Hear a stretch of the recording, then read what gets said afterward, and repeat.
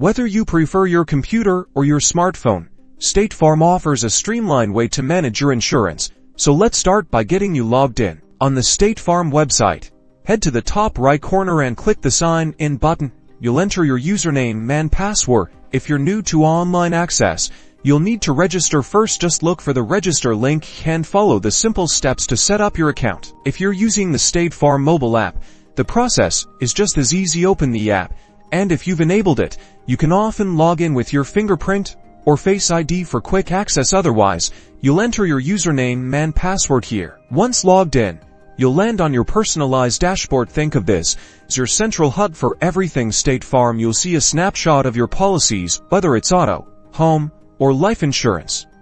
To dig deeper into your insurance details, look for sections like My Policies or Account. In the main menu here you can view your policy documents, coverage details, and payment history. In the app, this information is usually found by tapping on a specific policy. You'll see your comprehensive coverage breakdown right at your fingertips.